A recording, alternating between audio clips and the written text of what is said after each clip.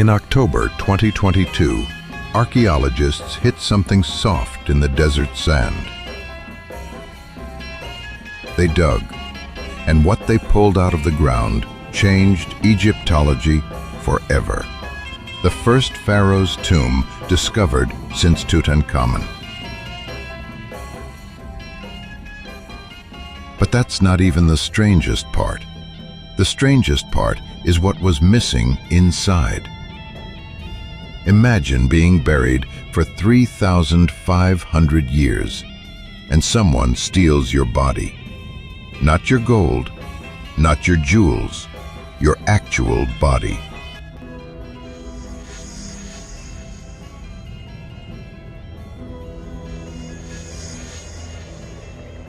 That is exactly what happened to Thutmose II.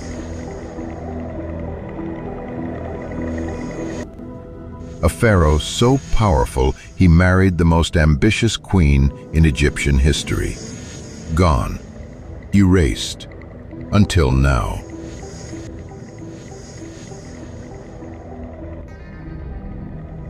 The Valley of the Kings, a crack in the earth on the west bank of the Nile. The side where the sun dies every evening. The Egyptians didn't choose that location by accident. West was the direction of death, and for over 1,000 years, Egypt's most powerful rulers carved their tombs into this mountain. Not to be hidden, but to be eternal. But here's what most people don't know. Most of those tombs were looted within a generation of being sealed. Ancient Egyptians robbing ancient Egyptians. The priests knew. The guards knew. Sometimes they were the ones doing it. Now, fast forward to February 2026. Saqqara, Egypt. Archaeologists pull a mummy from a 4,300-year-old shaft, and it's covered in gold. Not decorated with gold. Covered. Pressed gold leaf hammered directly onto the wrappings, sealed with resin, still gleaming after 4 millennia. His name was Shepus, and almost nobody is talking about him. Modern archaeology isn't just shovels anymore. At the California Science Center right now, scientists are running full-body CT scans on Egyptian mummies, and seeing things no human has seen in 2,000 years.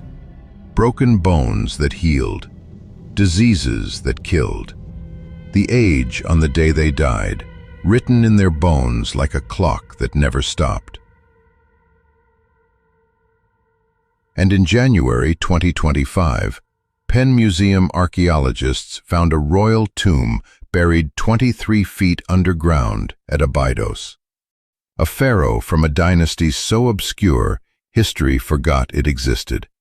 His name, destroyed. Carved out by robbers who didn't want him remembered. But his tomb still speaks. Who erases a king's name? And why? And then there's her, the most beautiful face in the ancient world, and the most wanted missing person in archaeology. Nefertiti, queen, possibly co-pharaoh, possibly more powerful than her husband. And her tomb, after 100 years of searching, has never been found. Or has it? Radar scans behind Tutankhamun's tomb detected hidden chambers.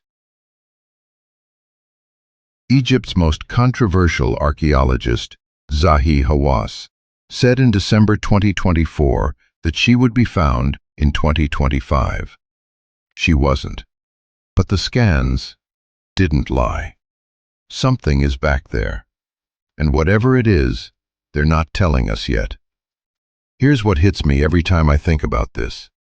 These people, Shepus, Thutmose, the nameless king at Abydos, they spent their entire lives preparing for what came after death. They hired artists. They built shafts. They commissioned priests to say their name for eternity. Because in Egyptian belief, if someone speaks your name, you live. And here we are, thousands of years later, saying their names. That's not coincidence. That's the plan working. But I want to leave you with one question that keeps me up at night. Of all the pharaohs who ever ruled Egypt, over 170 known rulers, we have found the mummies of fewer than 30, which means the tombs of more than 140 kings are still out there, sealed, waiting, under cities, under the Nile, under sand that hasn't been touched in 3,000 years. One of them might be found tomorrow. Ancient Egypt wasn't a civilization that worshipped death. It was a civilization so terrified of being forgotten that it built the most indestructible monuments in human history. And it worked.